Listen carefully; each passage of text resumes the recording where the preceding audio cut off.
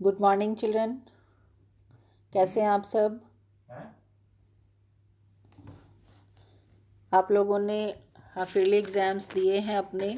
काफ़ी बच्चों ने काफ़ी अच्छी तरह से किया है, लेकिन कुछ बच्चों ने बहुत लापरवाही की है। आप लोग प्लीज़ इस तरीके से लापरवाही ना कीजिए। कुछ बच्चों ने जिन्होंने बहुत चीटिंग की है वो साफ समझ में आ रहा है और वो पकड़ में भी आया है। आप ईमानदारी से मेहनत करेंगे तो अगले साल क्लास 10th भी आपको देना है। उसी की आदत डालिए बच्चों। लेकिन हालांकि सब बच्चों ने ऐसा नहीं किया है, कुछ एक दो बच्चों ने किया है, तो उन्हें ध्यान रखना है इस चीज़ का। आज हम अपना नई कविता शुरू कर रहे हैं। हम लोगों ने काफ़ी सिलेबस अपना कंप्लीट कर लिया है। हमारा सिलेबस बहुत थोड़ा रह गया है, ठीक है। तो जो अब हम सिलेबस कर रहे हैं उसमें हमारे पास सिर्फ 2 चैप्टर बचे थे, जिसमें से एक चैप्टर था आपका क्षितिज के काव्यखंड का कविता बच्चे काम पर जा रहे हैं, और एक हमारा जो पाठ है वो है कृतिका का माटी वाली। तो आज हम क्षितिज के काव्यखंड में जो हमारा पाठ्यक्रम का अंतिम पाठ है बच्चे काम पर जा रहे हैं, उसको कविता को आज मैं शुरू करवा रही हूँ आपको। इस कविता के जो कवि हैं वो राजेश जोशी हैं, ठीक है।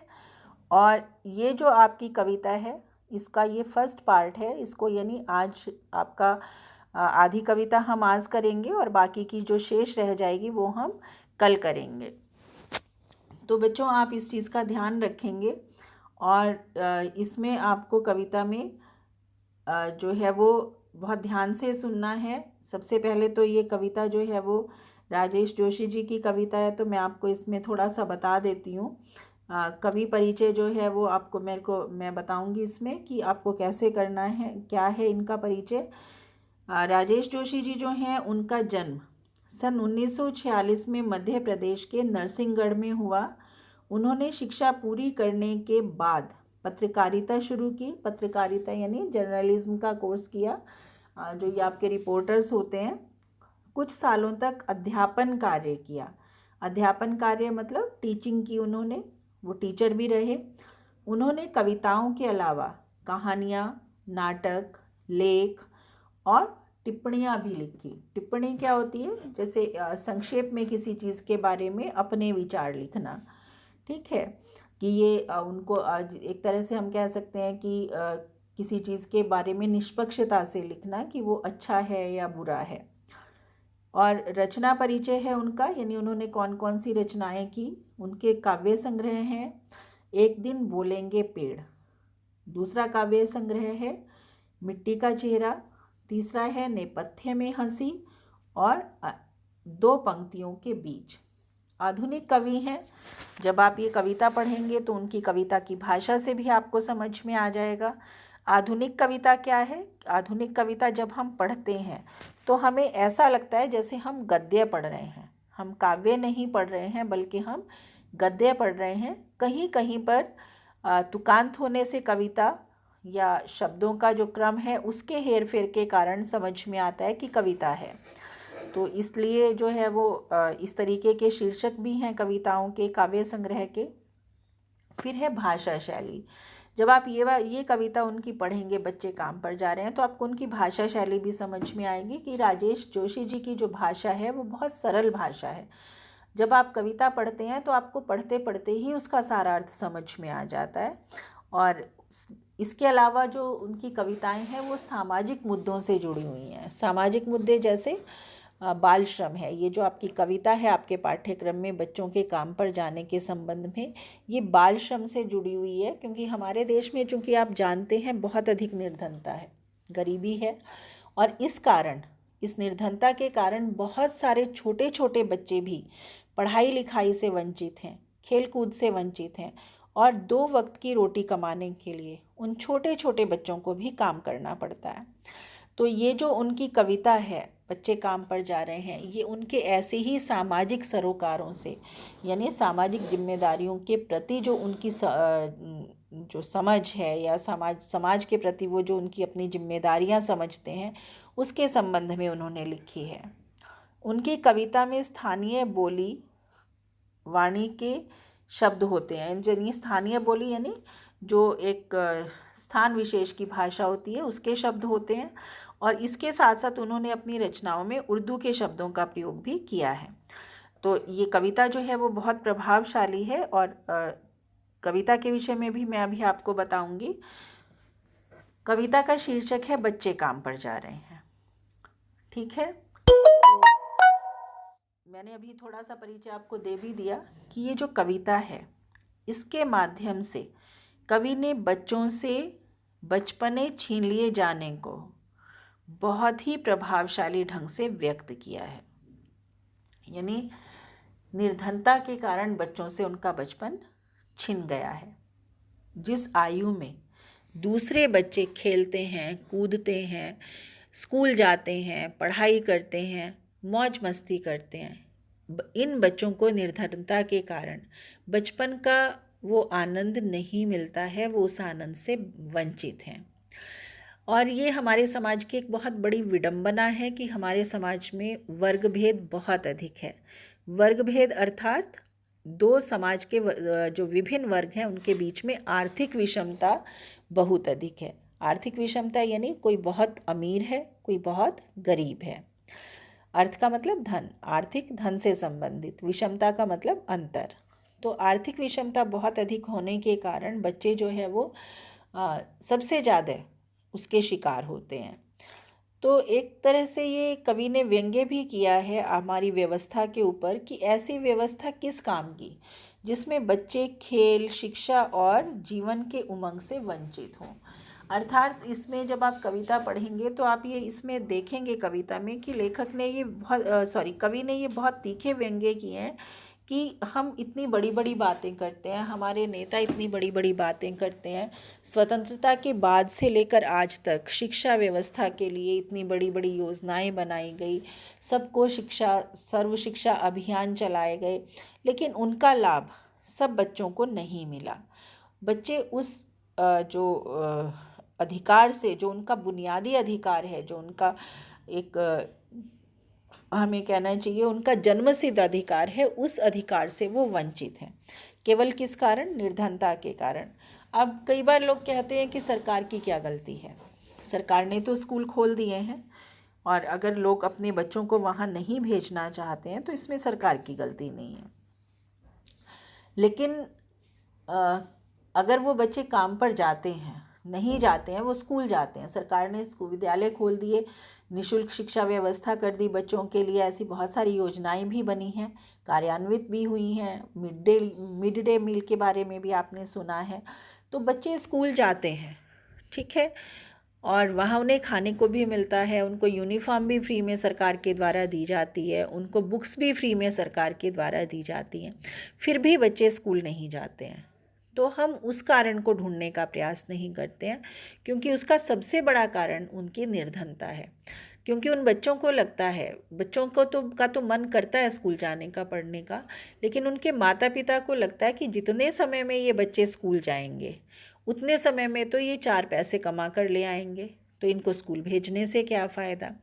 तो आवश्यकता किस बात की है? आवश्यकता उन माता पिता की काउंसलिंग की भी है, आवश्यकता उन बच्चों के लिए कोई वैकल्पिक व्यवस्था, ऑल्टरनेटिव व्यवस्था करने की भी है, कि कोई ऑल्टरनेटिव व्यवस्था उनके लिए हो कि वो बच्चे कुछ कमा भी सकें और साथ साथ पढ़ भी सकें। लेकिन यहाँ पर हमारा जो महत्वपूर्ण बात है हमारे लिए वो ये है कि ये जो कविता है ये बच्चों की स्थिति के ऊपर हमें सोचने के लिए विवश करती है। जब आप सब बच्चे भी सर्दियों में सुबह स्कूल आते हैं तो आपने भी देखा होगा, या कहीं और भी जाते हैं तो आप लोगों ने भी देखा होगा कि किस तरह से बच्चे जो हैं वो कहीं पर कूड़ा बीन रहे हैं। कभी आप बाहर खाना खाने जाते हैं तो आप देखते हैं कि बच्चे होटलों में कोई चाय सर्व कर रहा है, कोई लोगों को खाना सर्व कर रहा है, कई जगह वो बर्तन भी मांजते हुए हम उन्हें देखते हैं, कई जगह हम साइकिल की दुकानों पे पंचर लगाते हुए भी देखते हैं, कई जगह जो है वो दुकानों पर छोटे छोटे सी उम्र के बच्चों को जो है वो नौकर के रूप में हम देखते हैं। कुछ लोग घरों में भी छोटे छोटे बच्चों को नौकरों के रूप में रखते हैं। तो ये सब जो कार्य उन्हें करने पड़ते हैं, इसके पीछे सबसे बड़ा कारण है उनकी निर्धनता। तो हम कविता अब शुरू कर रहे हैं। आप सब लोग बहुत ध्यान से बच्चों सुनोगे उसको, कविता को, और बहुत ध्यान से उसके जो भावार्थ मैं आपको समझा रही हूँ उसको समझने का आपको प्रयास करना है, और उसके बाद हम जो नेक्स्ट आपका पीरियड होगा उसमें हम इससे आगे का पार्ट करेंगे। कोहरे से ढकी सड़क पर बच्चे काम पर जा रहे हैं। जो पहली पंक्ति है कविता की वो हमें ये बताती है कि सर्दी का मौसम है, क्योंकि पहली ही पंक्ति में कोहरा शब्द पहला शब्द आता है। कोहरे से ढकी हुई है सड़क। सड़क कोहरे से कब ढकी होगी? जब सर्दी होगी, जब ठंड होगी। तो सर्दी का मौसम है, सड़क पर कोहरा छाया हुआ है। कोहरे के कारण सड़क दिखाई नहीं दे रही है, लेकिन इतनी सर्दी में भी छोटे छोटे बच्चे सुबह सुबह काम पर जा रहे हैं। बच्चे काम पर जा रहे हैं सुबह सुबह। बच्चे काम पर जा रहे हैं। हमारे समय की सबसे भयानक पंक्ति है यह। यानी बच्चों का काम पर जाना सबसे भयानक बात है, और ये बात लिखा जाना उससे भी भयानक है। अर्थात सुबह सुबह काम पर जाना भयानक बात नहीं है, वो तो सामान्य बात है। भयानक क्या है? बच्चों का काम पर जाना, क्योंकि बच्चे काम पर जाने के लिए नहीं बने हैं। बच्चे किसके लिए बने हैं? सुबह सुबह स्कूल जाने के लिए, पढ़ने के लिए, शिक्षा प्राप्त करने के लिए, अपने व्यक्तित्व का विकास करने के लिए, अपने जीवन को संवारने के लिए। लेकिन जब यही बच्चे सुबह सुबह उठकर विद्यालयों के स्थान पर, स्कूल की जगह पर काम करने जाते हैं, तो ये बात सबसे भयानक हो जाती है। इसी बात को कवि कहता है कि बच्चे काम पर जा रहे हैं, हमारे समय की सबसे भयानक पंक्ति है यह। यानी ये सबसे भयानक पंक्ति है, सबसे भयानक लिखा जाना है कि बच्चे काम पर जा रहे हैं। भयानक है इसे विवरण की तरह लिखा जाना। और इससे भी ज़्यादा भयानक बात क्या है कि हम इसे विवरण की तरह लिखते हैं। विवरण की तरह लिखने का अर्थ होता है एक सामान्य रूप से किसी बात को लिखा जाना। सिर्फ हमने एक पंक्ति लिख दी कि बच्चे काम पर जा रहे हैं, या बच्चे जो है वो काम पर जाने के लिए विवश हैं। अब जब हम विवरण की तरह किसी बात को लिखते हैं तो वो केवल एक सूचना मात्र होती है। वो सुनने वाले के या पढ़ने वाले के मन पर, उसके मस्तिष्क पर गहरा प्रभाव नहीं छोड़ती है। इसलिए कवि कहता है कि लिखा जाना चाहिए इसे सवाल की तरह, काम पर क्यों जा रहे हैं बच्चे। यानी कवि जो है वो ये कहता है कि हमें ये नहीं लिखना चाहिए कि बच्चे काम पर जा रहे हैं, क्यों, बल्कि हमें क्या लिखना चाहिए कि बच्चे काम पर क्यों जा रहे हैं।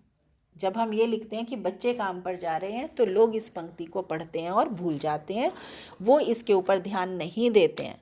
लेकिन जब हम लिखते हैं कि बच्चे काम पर क्यों जा रहे हैं, काम पर क्यों जा रहे हैं बच्चे, यानी बच्चे काम करने क्यों जा रहे हैं, तो ये हमें सोचने के लिए विवश करती है। जब हम किसी बात को प्रश्न के रूप में लिखते हैं तो लोग उस प्रश्न का उत्तर ढूंढने के लिए विवश होते हैं। जब ये पंक्ति प्रश्न की तरह लिखी जाएगी कि बच्चे काम पर क्यों जा रहे हैं, तो लोग इसका उत्तर ढूंढेंगे, इसका उत्तर ढूंढने का प्रयास करेंगे कि वास्तव में बच्चे काम पर क्यों जा रहे हैं, क्योंकि बच्चों का काम पर जाना नहीं है। तो उन्हें समझ में आएगा कि इसके पीछे कितने सारे सामाजिक आर्थिक जो है वो कारण हैं, कितनी सारी सामाजिक और आर्थिक विषमताएं हैं। और यदि सचमुच में उनके मन में बच्चों के भविष्य के लिए, देश के भविष्य के लिए कुछ करने की इच्छा होगी, तो वो उन परिस्थितियों पर विचार करेंगे, उन समस्याओं पर विचार करेंगे जिसके कारण बच्चे काम पर जाने के लिए विवश हैं, और उन्हें दूर करने का प्रयास करेंगे। ये पंक्ति जब प्रश्न की तरह लिखी जाएगी तो ये लोगों के हृदय तक पहुंचेगी, और जिसके कारण वो इस प्रश्न का उत्तर ढूंढने में, इस समस्या का समाधान करने में आगे आएंगे। तो इसलिए जो कवि हैं वो इस बात पर जोर देते हैं कि बच्चों के काम पर जाने की बात को एक साधारण प्रश्न की तरह, साधारण विवरण की तरह नहीं, बल्कि प्रश्न की तरह लिखा जाना चाहिए। तो बच्चों, आपको यहाँ तक अच्छी तरह से समझ में आ गया होगा। आपको बहुत ध्यान से इसको करना है, ध्यान से सुनना है, और जो आपका नेक्स्ट पीरियड होगा उसमें मैं आपको ये कविता पूरी करवाऊँगी। धन्यवाद।